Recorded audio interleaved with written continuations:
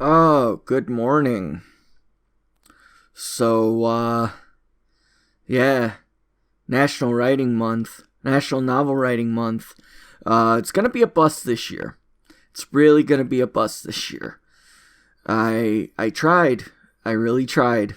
I'm, I'm gonna try and finish what I started as regards to it, but 2 weeks later, and I'm nowhere near goal. So, that's really unfortunate. However, uh, Muse Muse has constantly visited me as it pertains to ideas for videos, short videos, but videos nonetheless. And I have some I have some very funny ideas for videos. Two of them have been recorded. At least the audio has been recorded, and a couple more of them have been written, and I got a couple more of them to do, and they're all going to be pretty much put on the main channel all in the same kind of period of time. And that's going to be fun. Some of these videos are really good, but a lot of them are just silly. Like, I wrote a Saw review where it's like, it's obvious I don't get where the movie was going because I thought the villain was the photographer. You know, one of the guys locked into the bathroom. And that's gonna be funny. What else? Oh, the delivery is a little bit like these logs that I've been leaving. They're not as shouty as, like when I would go on stage and do stand up. They're not like, I'm not yelling, because I don't think that would translate into YouTube. You know what I'm saying? That wouldn't really, like with what I'm trying to get across, that wouldn't really translate as well. I mean, that works when I'm in front of a crowd of people. You know what I'm saying? That works when I can gauge a response from one or two people in the crowd and use that to make the rest of the crowd respond. That doesn't really translate to YouTube. And I kind of think that's why, like, these Zoom stand-up showcases that they've been having, that's why I don't really think that they work. Stand-up comedy works when it's live. It works even if you're broadcasting, if you put it on YouTube or you're broadcasting it live.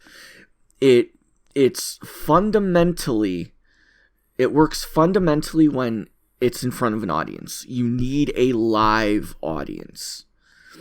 And these Zoom showcases, I mean, you don't have an audience. You don't have a crowd to play off of, which is something you need.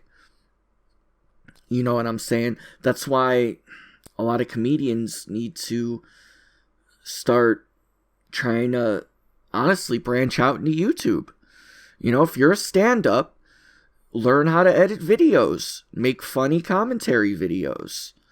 That's comedy. That's a performance. You should think about branching out. Do that.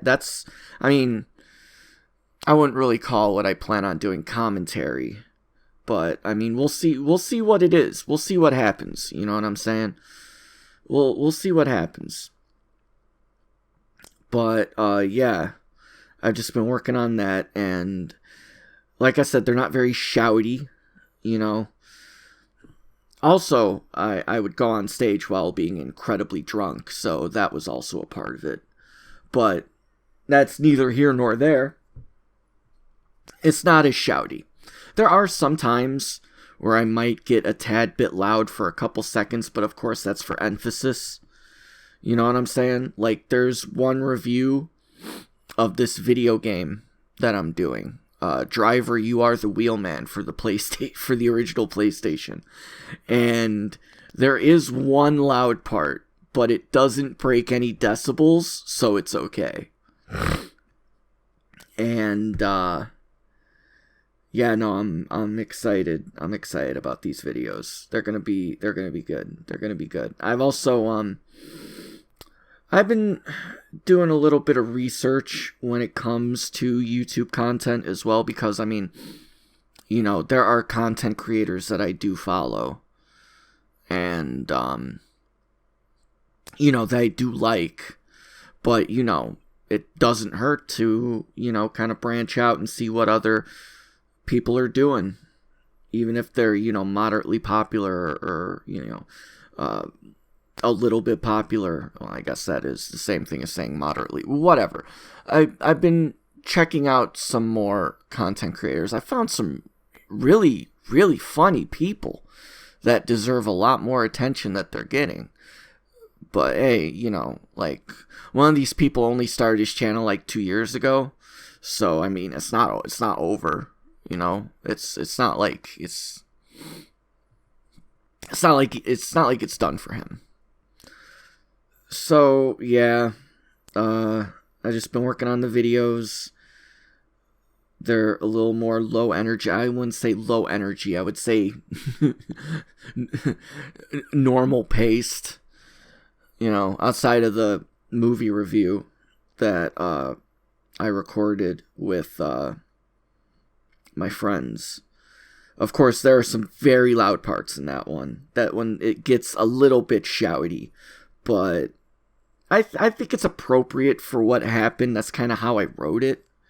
You know, that's kind of how I wrote the script, because I don't, you know, it was specifically, it was more of an homage to another movie reviewer that I'm a very big fan of. Like, not trying to be like him, but in a way emulating his style into mine. That was the point of the video. And it does get a tad bit shouty and loud, but in an appropriate way. Not in a way I usually would do when I was on stage.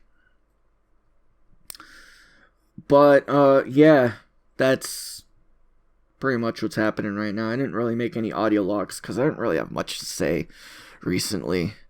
You know, I mean, when it comes to videos, like, I would just write. But when it comes to this novel, I have so many ideas, but I don't know. I can understand why J.R.R. Tolkien would do what he did when he was writing. He would just start writing, and he would get to, like, hundreds of pages. He hated where it was going, and he'd just throw it all away. And I can understand that, because I've done the same thing. I think I mentioned that. I did the same thing. And then I would walk away, and then I would come back. I'd have the same ideas, but I would also have different ideas in the place of some other ideas that were not as good. And I don't know. You know, just gotta see where it goes. That's all I can really say. And yeah, I'm calling it. Hope you guys, or whoever's listening to this, I think like maybe only 2 people are gonna listen to this. But I hope you guys are having a good week. And later.